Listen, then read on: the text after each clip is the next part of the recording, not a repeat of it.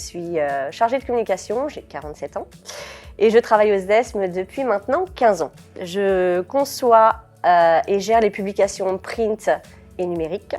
Je contribue à la newsletter, aux réseaux sociaux et aux magazines également, et j'organise les événements du syndicat. Je n'ai pas toujours travaillé dans la com, j'ai travaillé dans le secteur de l'automobile, du BTP et de l'énergie. Mon premier poste, j'étais releveur de compteur et j'ai été la première femme à exercer ce métier en Normandie. J'ai quelques anecdotes à raconter pour ce premier poste de releveur de compteur. Il fallait aller chez un client pour vérifier s'il fraudait ou pas au niveau de son compteur. Donc je suis rentrée chez lui, j'ai vérifié avec la clé s'il fraudait. Effectivement, il fraudait bien. Et en fait, il m'a séquestrée. Donc j'étais assez terrorisée. Je voulais pas lui montrer que j'avais peur. Et puis ensuite, on a commencé à échanger tous les deux sur nos difficultés respectives financières, que la vie était difficile.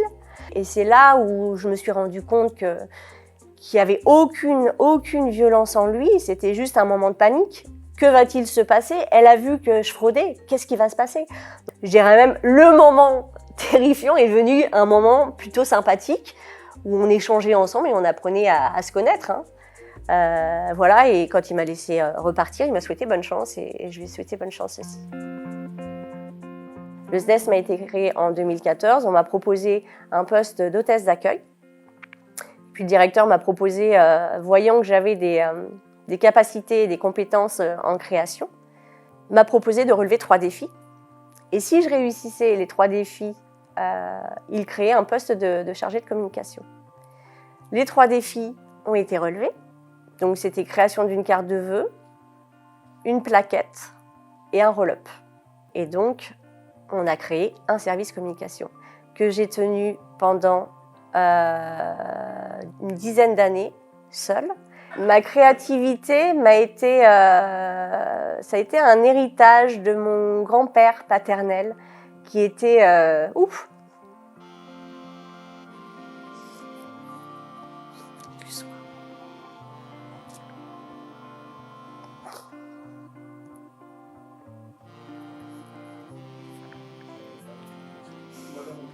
C'était un grand peintre en fait, et il a jamais voulu en faire sa carrière alors qu'il avait énormément de compétences. Et du coup, voilà, il y a cette patte, tu vois, artistique. On m'a toujours dit que j'avais ce petit truc, et je pense que c'est lui qui me l'a transmis. Ce que j'aime dans la communication, c'est son côté créatif, et qui m'a aidée, qui m'aide encore. Ce que j'aime aussi, c'est les relations humaines. Il faut savoir s'adapter à chaque personne. Je relève les défis, j'aime ça. Je sais pas faire, mais tout s'apprend. Donc j'ai eu la chance de rencontrer les bonnes personnes sur mon chemin pour confirmer que j'étais capable de le faire. Et c'est vrai que d'être passionnée dans son métier, c'est un atout majeur quand même. Je pense que ces qualités, je les avais enfouies en moi. Et grâce à mon chemin parcouru et surtout aux belles rencontres que j'ai pu faire, on m'a toujours, en tous les cas, su m'écouter. Et puis, je pense que j'étais convaincante et que je les ai convaincus à avoir ce poste. Et d'en faire à chaque fois, pour moi, une réussite, vraiment. Toutes les femmes peuvent réussir.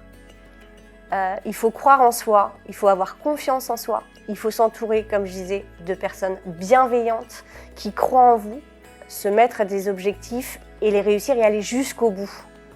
Et vous verrez, vous déplacerez des montagnes.